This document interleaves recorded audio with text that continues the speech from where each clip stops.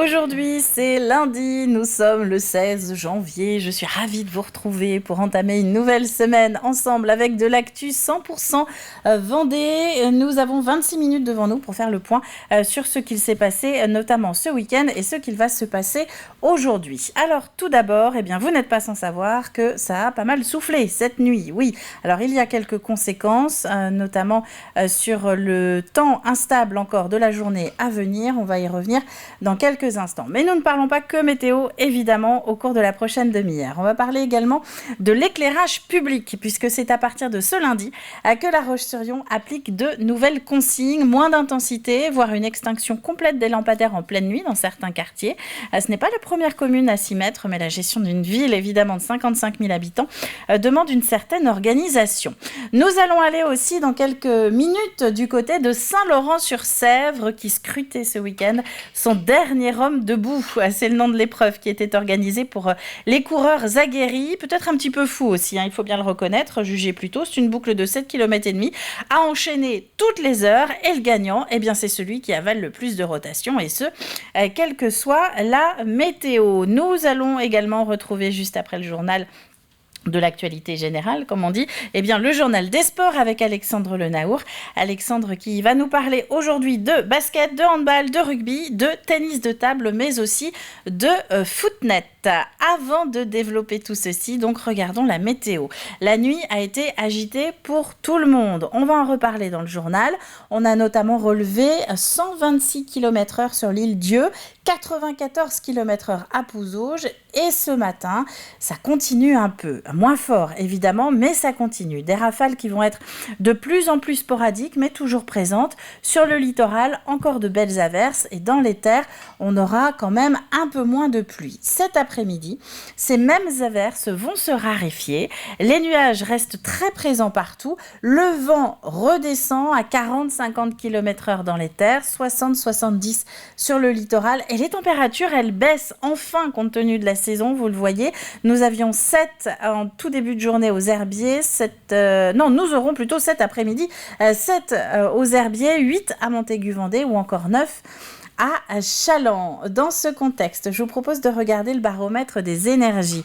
Pour le moment, évidemment, tous les voyants sont au vert, aussi bien pour ce lundi que pour les prochains jours. Mais si les températures se mettent effectivement à vraiment baisser, je crois qu'il est annoncé du gel autour de jeudi, donc plutôt sur la deuxième moitié de semaine, nous sommes toujours susceptibles de passer sur un système électrique tendu, à savoir de l'orange. Et dans ce cas-là, il faudra appliquer quelques gestes simples à la maison pour faire des économies d'énergie.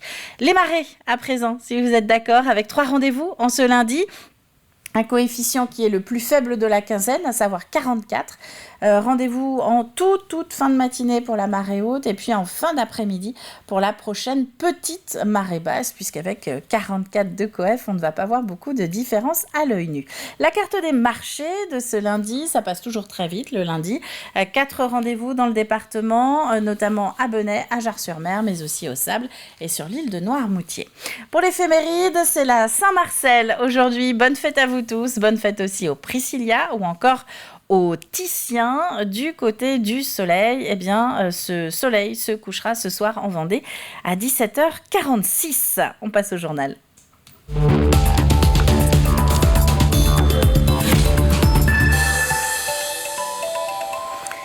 Et nous commençons donc ce journal avec un petit point météo. Le plus gros de la dépression Gérard en a terminé avec la Vendée, ce qui n'empêche pas d'avoir encore de fortes rafales d'ici à midi. Le département avait été placé hier par Météo France en vigilance orange, vent violent, une vigilance qui devrait être levée donc en milieu de journée. Et ça a effectivement pas mal soufflé cette nuit, 126 km/h relevés sur l'île Dieu, 99 à Sainte-Gemme-la-Plaine dans le sud Vendée, 94 du côté de Pouzauges ou encore 91 km/h à La Roche-sur-Yon, des données qui ont été relayées au petit matin par Climat Vendée. Les pompiers, eux, ils sont intervenus une quarantaine de fois entre hier soir et 5 heures ce matin, les 3/4 du temps pour des chutes d'arbres. À noter également que sur le littoral, une surcote de 85 cm a été relevée au Sable d'Olonne, 1 mètre à Noirmoutier. Et là, évidemment, quand on parle de surcote, on parle du du niveau de la mer.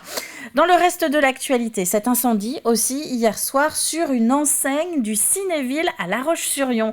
Un incident sur l'extérieur du bâtiment qui a nécessité l'évacuation des spectateurs, un peu plus d'1 millier de personnes qui étaient présentes à ce moment-là. Le Cinéville qui communiquait dès la fin de soirée sur la réouverture de l'établissement aujourd'hui, ce lundi. Les spectateurs qui n'ont pas pu aller au bout de leur séance doivent garder leur billet et pourront assister gratuitement à une prochaine projection du même film. Le cap est fixé, La Roche-sur-Yon va maintenant mettre en œuvre les outils qui lui semblent nécessaires pour l'atteindre. Pour être moins consommatrice d'énergie, la ville change ses consignes d'éclairage. Une gestion différenciée en fonction des usages des différents quartiers. À la clé, la volonté de réduire de moitié la consommation électrique de l'éclairage public d'ici à la fin de l'année. Alix Solanos. Je vais l'éteindre à 21h. C'est depuis son bureau à quelques mètres de l'ancien jardin de la mairie que Jean-Luc commande tout l'éclairage public de la ville de La Roche-sur-Yon. Depuis son ordinateur, il gère plus de 12 000 points lumineux commandés par 280 armoires réparties dans toute la ville. Mon ordinateur, un serveur web et un émetteur radio. En gros, cet émetteur radio, c'est une grosse CB. Là, vous avez les récepteurs radio qui sont dans les armoires. Sur le toit du bâtiment, on a juste cette petite sonde. C'est une sonde infrarouge. C'est elle qui va capter la luminosité. Donc, à un niveau bas, ça allume l'éclairage. Enfin, ça donne l'ordre de pouvoir allumer l'éclairage. À un niveau haut, ça donne l'ordre d'éteindre l'éclairage. Sur mon logiciel, je vais autoriser ou pas le système à envoyer l'information. Et à partir du 16 janvier, de nouvelles consignes et horaires d'éclairage vont s'appliquer conformément au PCAET, le plan climat de l'agglomération. Objectif, réduire de 50% la consommation électrique de l'éclairage public d'ici fin 2023 pour limiter l'impact environnemental, mais aussi les coûts. En 2021, on était à 650 000 € pour l'éclairage public. En 2022, puisqu'il y a eu des achats qui avaient été faits au préalable, on était quand même à 850 000 € pour l'éclairage public. Et là, si on ne faisait rien, on était à 1,7 million. Et pour ceux qui auraient peur de se retrouver plongés dans le noir, la ville se veut rassurante. On a besoin de faire des économies à court terme et de remplir des objectifs vertueux, mais ça n'empêche qu'on va aussi travailler sur les usages, sur l'utilisation de la ville la nuit. On aura de l'éclairage sur les grands axes de circulation, sur les cœurs de quartier, les places. Le Pentagone, qui comprend beaucoup d'activités nocturnes, lui restera éclairé avec une réduction de l'intensité. En fait, on va travailler sur nos LED, sur notre parc de LED pour vraiment faire des économies. Ces nouveaux horaires d'éclairage qui nécessitent quelques adaptations techniques s'appliqueront progressivement à partir de ce lundi 16 janvier. Les assises de l'environnement prévues au printemps prochain permettront de discuter avec la population des éventuels aménagements à poursuivre ou à améliorer. Et ce sont donc des consignes qui entrent majoritairement en application ce lundi à La Roche-sur-Yon. Mais certains quartiers ont besoin d'interventions techniques et celles-ci seront échelonnées d'ici au mois de mars. Puisqu'on parle d'énergie, c'est aujourd'hui qu'entre en vigueur le chèque carburant de 100 €. Il remplace la ristourne directement à la pompe qui était en place depuis quelques mois. Toute personne qui a besoin d'un véhicule pour aller travailler et dont le revenu fiscal annuel net ne dépasse pas 14 700 €, ce qui équivaut à 1 314 € net par mois, peut y prétendre. Pour l'obtenir, la demande doit être faite sur le site impôts.gouv.fr et ce avant le 28 février prochain. Au Sable d'Olonne, pour accompagner les commerçants, le partenariat entre la ville et la CCI de Vendée est renouvelé. Préférence Commerce est un label national qui garantit aux clients un certain niveau de qualité de service et de prestation. En Vendée, 820 chefs d'entreprise bénéficient actuellement de ce titre. Le commerçant, dans sa démarche personnelle, contacte la chambre de commerce et d'industrie et puis il reçoit la visite d'un conseiller de la chambre de commerce qui va faire avec lui un pré-diagnostic sur environ 80 à 100 points de contrôle. Donc ça peut aller de l'aspect extérieur à l'aspect intérieur. Ça peut être de la clarté des informations, la propreté, plusieurs points. Ensuite, donc, il voit avec le conseiller de la chambre sur quoi il peut s'améliorer, sur quoi il est déjà peut-être très bon. Et ensuite, il y a un audit fait par un cabinet externe, donc un audit avec un client mystère en passage physique et également un appel téléphonique avec un client mystère.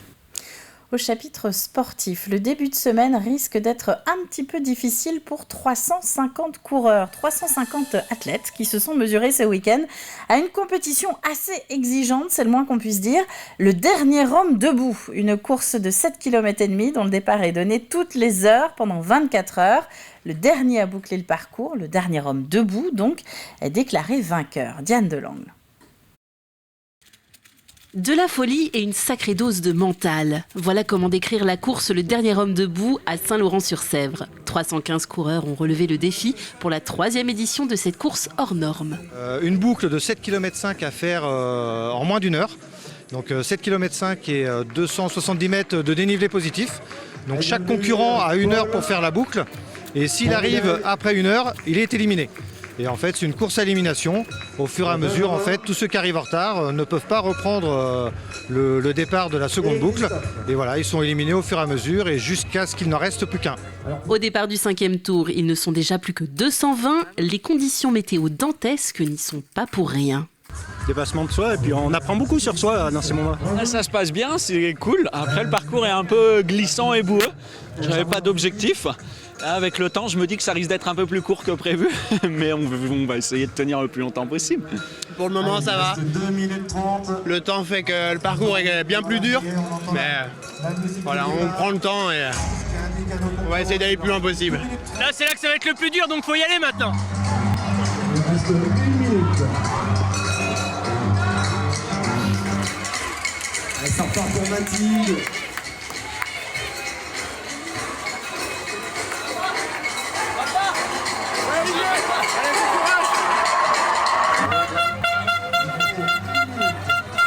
Aucune des éditions précédentes n'a vu le 24e tour effectué. Cette année ne fait pas exception. C'est au terme de 20 tours contre 19 l'an passé qu'est arrivé le dernier homme debout. Il s'appelle Johan Nézan. Il aura donc effectué 150 km de course en 20 heures. Et c'est une course mixte. La dernière dame debout s'appelle Virginie Allot. Elle a fait 8 tours. Dans le reste de l'actualité sportive, nous allons le détailler dans un instant avec le journal des sports. Mais il y avait aussi la 13e journée de National 1 féminine en handball. Une rencontre entre La Roche et Bruguière, qui est une équipe de Haute-Garonne. La première période s'est révélée finalement assez équilibrée, même si les Vendéennes se sont faites distancer légèrement au score. À l'issue de la mi-temps, les Occitanes ont confirmé leur domination et se sont imposées 24-31.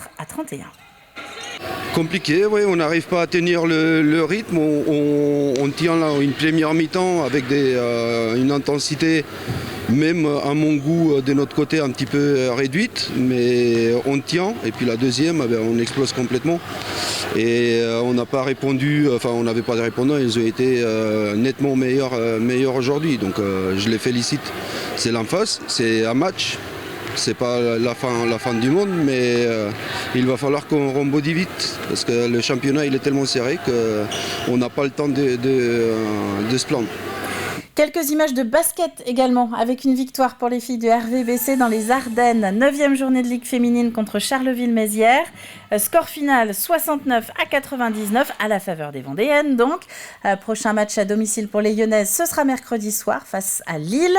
Match suivant samedi soir avec Tarbes qui viendra donc à La Roche-sur-Yon. Et puis des images de footnet également, du tennis-ballon, c'est l'autre nom, 4e journée de D1. Le tennis-ballon Olonnais recevait Nantes samedi. Le principe, vous le voyez, il faut se renvoyer un ballon de foot sur un terrain de volley au-dessus d'un filet de tennis. Comme ça, toutes les disciplines sont contentes. Au final, c'est Nantes qui remporte la rencontre 3-7-1. Face à Nantes, pas mal de regrets parce que c'était un match qu'on avait préparé. Ça se joue à rien. Ça faisait longtemps qu'on n'avait pas fait un match aussi accroché. Malgré la défaite, il nous servira un peu de match référence parce que vraiment ça se joue sur des petits détails. 27-29 dans le second set, ça montre un peu l'intensité du match. Tout le monde a eu les balles, enfin voilà, donc ça joue vraiment à rien. Donc il y a une défaite dessus. Voilà, c'est pas dramatique en soi au tableau. Au contraire, on va en apprendre, on va apprendre dessus, on est sur la bonne voie. et nous allons y revenir dans quelques instants. Le temps pour moi de vous proposer de regarder une dernière fois les températures de ce lundi matin, avec toujours de la prudence à avoir côté météo, puisqu'ils vendent beaucoup moins que cette nuit, évidemment. Néanmoins, il y a encore quelques rafales sporadiques qui sont annoncées d'ici au milieu de journée. Côté température, ça baisse enfin, si l'on peut dire, compte tenu de la saison. On se rapproche justement des normales, en dessous de 10 pour tout le monde ce matin en Vendée. Voilà pour l'actualité généraliste du jour, comme on dit dans le jargon. On va passer maintenant à notre journal des sports avec Alexandre Lenaour.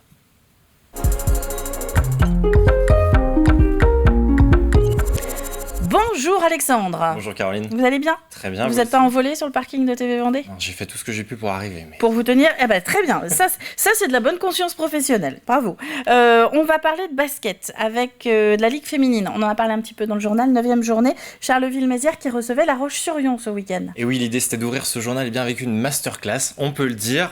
Samedi soir, le RVBC vient livrer une prestation de très haut vol face aux Flammes Carolo Basket. Une victoire, tenez-vous bien, 99-69, 99 points. C'est assez ahurissant. C'est d'ailleurs le meilleur total marqué par une équipe cette saison en LFB. Pourtant, rien ne laissait présager un tel score. Le début de match ressemblait plutôt à un bras de fer. Les Lyonnaises en rouge étaient menées d'1 point à la fin du premier quart. Elles sont ensuite repassées devant pour mener de 2 longueurs à la pause, 42-40. Mais c'est au retour des vestiaires que les Tigresses, on peut le dire, ont complètement éteint les Flammes de Charleville-Mézières. 31 points infligés dans le 3e quart-temps face à une défense totalement déstabilisée. C'était presque trop facile même pour les joueuses de Manu Body. Timapou signe même samedi son meilleur total en carrière avec 32 points et au final une victoire 99-69. C'est aussi la 3e performance collective offensive de l'histoire du club, c'est dire. Une 5e victoire en championnat, une 5e place au classement avec un match en moins, et c'est donc de bon augure avant d'accueillir aux Oudéry mercredi soir Villeneuve-d'Ascq, Caroline. Et oui, Villeneuve-d'Ascq au lieu de Lille, à quelques kilomètres de près. Voilà, je faisais une erreur. Du handball maintenant, National 1 féminine, 13e journée. Là, cette fois-ci, c'est La Roche-sur-Yon qui recevait une équipe bruguière. Exactement, samedi soir à la salle Omnisport, l'équipe première du RVHB recevait les Occitanes qui étaient invaincus depuis 3 matchs. Les Lyonnaises, elles, restaient sur une défaite la semaine passée. Les Vendéennes qui volaient en rouge vont plutôt bien rentrer dans ce match, une première période assez accrochée. Les joueuses se répondent coup pour coup. Ce sont les visiteuses qui vont d'abord se distancer légèrement, mais rien d'insurmontable. +3, les Lyonnaises vont ensuite revenir à hauteur en fin de première. Mais ce sont leurs adversaires qui terminent mieux. Les Vendéennes sont menées 15-13 à la pause. L'écart qui n'était alors que de 2 buts va se creuser en début de deuxième, +4 à la 35e pour les visiteuses. Un écart que les Vendéennes vont avoir du mal à combler. Il faut dire que la gardienne bruguiéroise remplaçante y a été pour beaucoup, avec 4 arrêts coup sur coup au retour des vestiaires. Des Lyonnaises qui étaient pourtant maintenues à flot avec Amal Amrouni, meilleure marqueuse avec 9 buts. Mais les 10 dernières minutes vont être fatales au RVHB. Les Lyonnaises ne reviendront pas et s'inclinent pour la 2e fois de rang défaite 24-31. Au micro de Daniel Lelanne, je vous propose d'écouter le coach Maître Liviu Bourilanou. Compliqué, oui, on n'arrive pas à tenir le rythme, on tient là une première mi-temps avec une intensité, même à mon goût de notre côté un petit peu réduite, mais on tient, et puis la deuxième, on explose complètement. On n'a pas répondu, on n'avait pas de répondant, ils ont été nettement meilleurs aujourd'hui, donc je les félicite. C'est un match, c'est pas la fin du monde, mais il va falloir qu'on rebondisse vite, parce que le championnat il est tellement serré qu'on n'a pas le temps de se plaindre. Quelques détails maintenant sur cette 11e journée de rugby de Fédéral 3 avec le FCY qui recevait la Chapelle-sur-Erdre. Et 10 matchs, 10 victoires pour le FCY en ce début de saison, on peut le dire parfait. Pourquoi pas 11e succès, c'était en tout cas l'objectif samedi au stade Henri Desgranges, avec des conditions pour le moins difficiles, du vent, de la pluie. Mais cela n'a pas perturbé les Lyonnais. Ce sont eux qui ouvrent la marque dans ce match à la 17e minute. On va le voir, une sortie de ballon bien négociée et Paul Risbeck va venir transpercer la défense du 15 de l'Erdre. Il va taper la tire entre les perches. Je vous ai un petit peu divulgué l'action avant qu'elle arrive, mais c'est bien lui qui a aplati entre les perches et c'est ensuite transformé par Thomas Genot. Ça fait 7-0, puis 14-0 minutes plus tard, une mêlée qui tourne à l'avantage du FCY, un ballon porté par Arthur Thomas pour conclure l'action avec un essai de nouveau transformé. 14-1, c'est le score à la pause. Vous le voyez peut-être sur ces images, les trompes d'eau qui s'étaient abattues sur la Roche-sur-Yon. On voit le voile blanc, c'est vrai, c'est impressionnant. Là, on le voyait bien.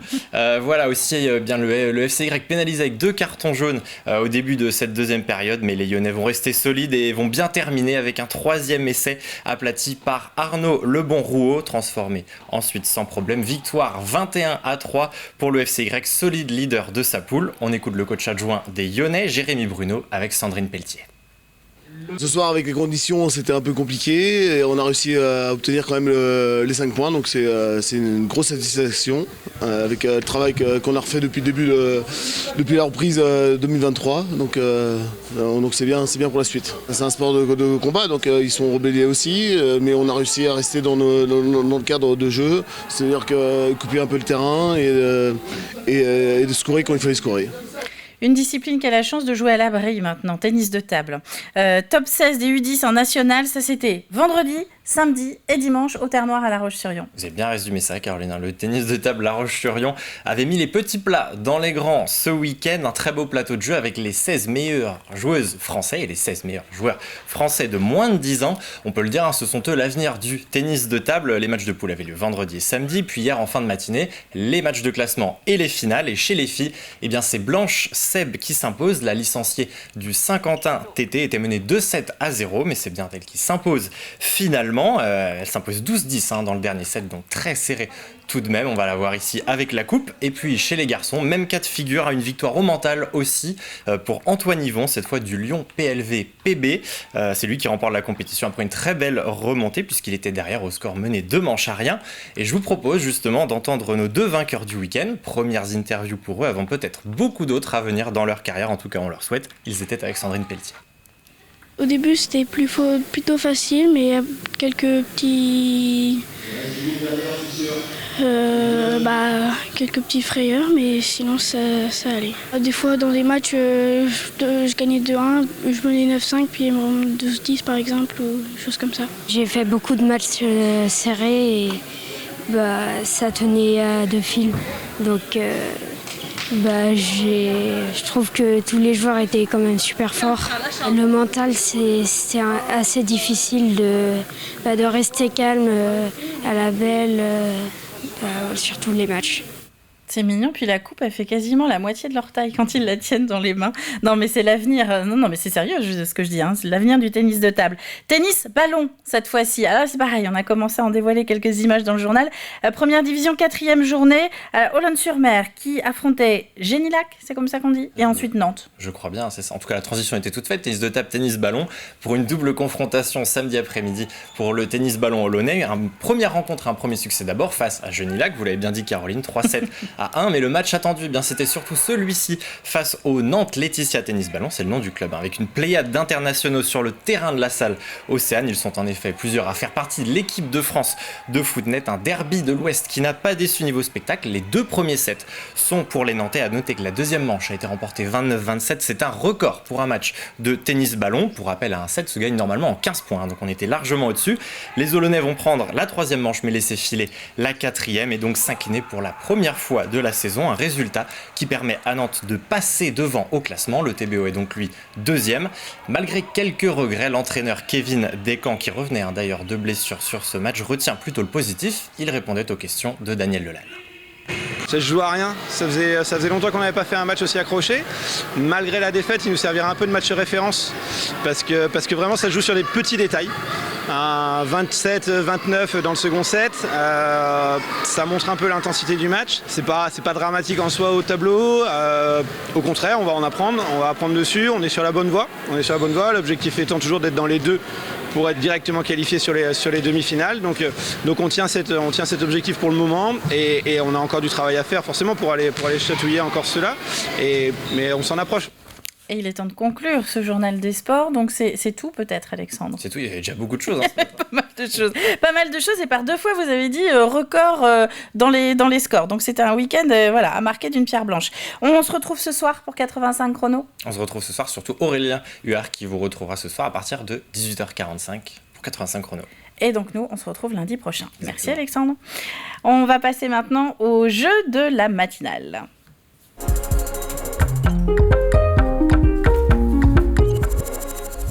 Alors, la question, on a commencé à vous la poser ce matin. Nous nous intéressons au Puy du Fou cette semaine. Pourquoi ?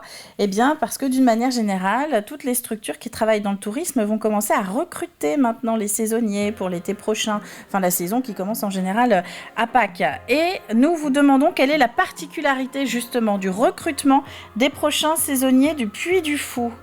Quelle est la particularité de la campagne de recrutement 2023 ?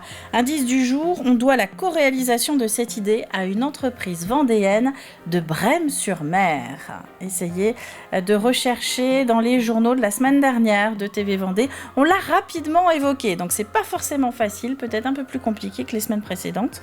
Et à la clé, vous voyez que c'est le Cinéville, notre partenaire de la semaine. Vous allez être 2 parmi vous à pouvoir décrocher 2 places de ciné. Voilà, pour aller assister au film de votre choix.